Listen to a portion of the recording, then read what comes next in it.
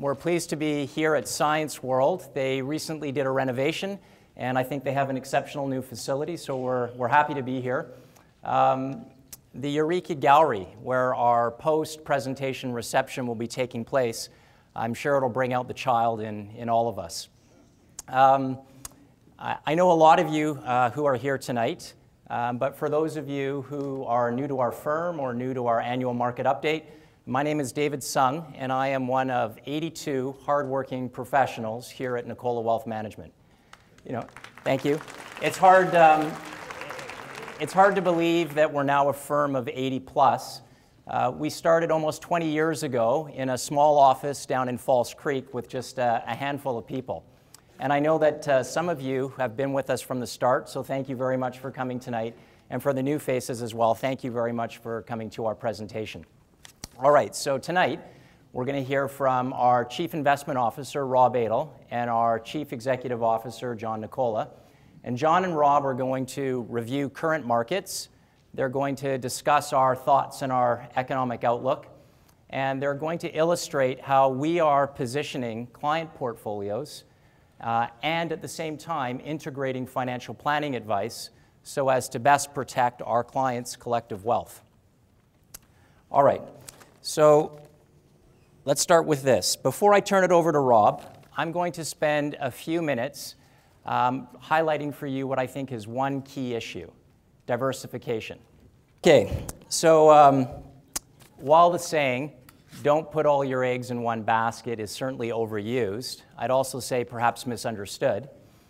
It's our feeling that diversification of assets is probably one of the most, if not the single most important factor with regards to protecting and growing our clients' wealth over the past decade.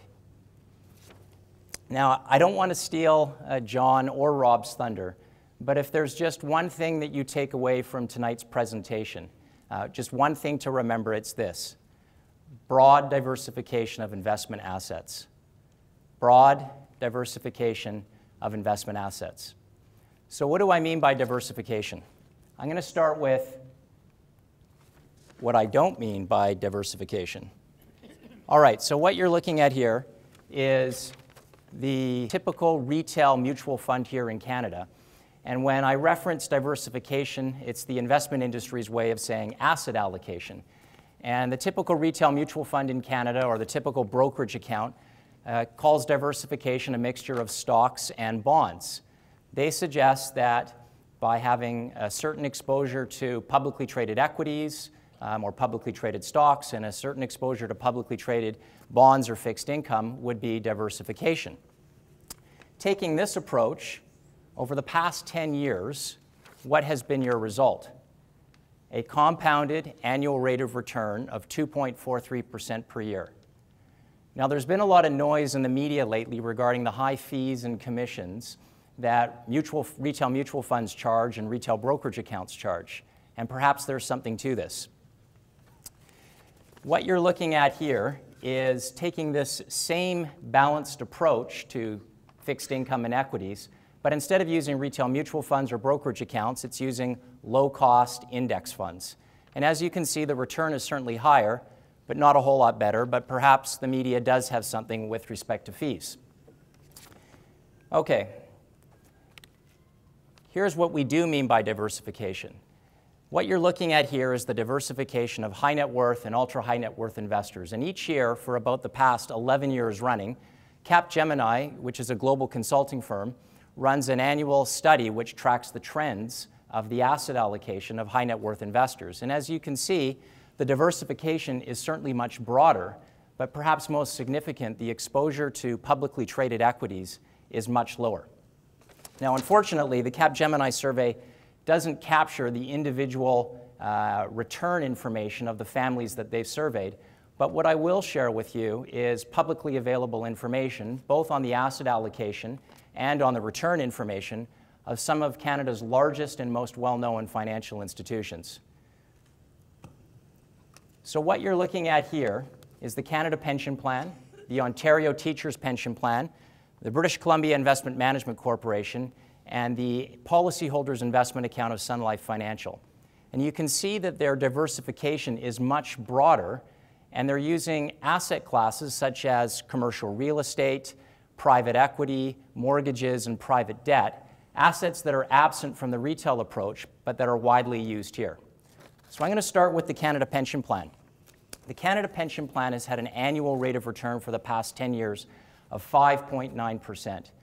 The Canada Pension Plan Investment Board has a stellar 10-year track record, and what you probably don't know is that, as an example, Canada Pension Plan was an early investor in Skype, and they made many millions of dollars for Canadians when Skype was recently sold to Microsoft.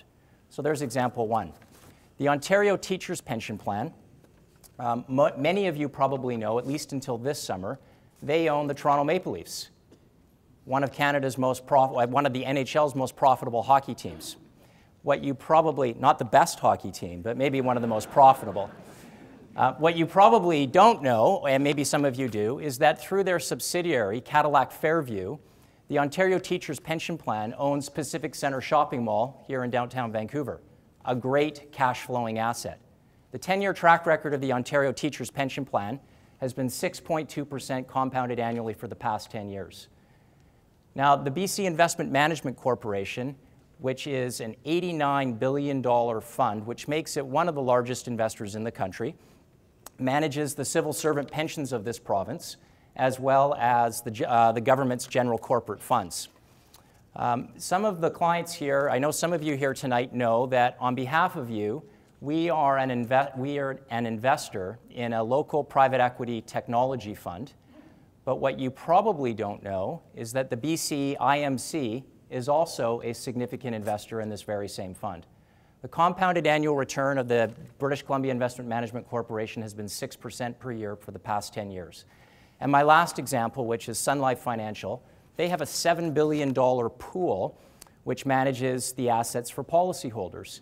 And they own many notable cash flow producing real estate assets from Vancouver across the country, which includes well-known office towers, industrial parks, and multifamily residential properties. So hopefully you're getting the theme here.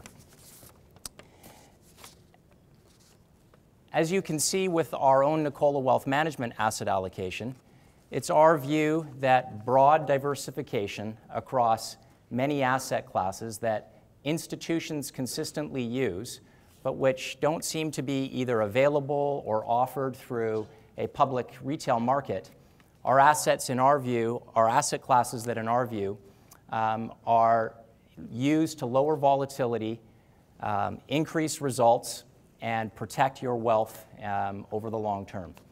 So with that, that's my view on diversification. And at this point, I'm going to turn it over to our resident Swami, our economic forecaster, our Chief Investment Officer, Rob Edel.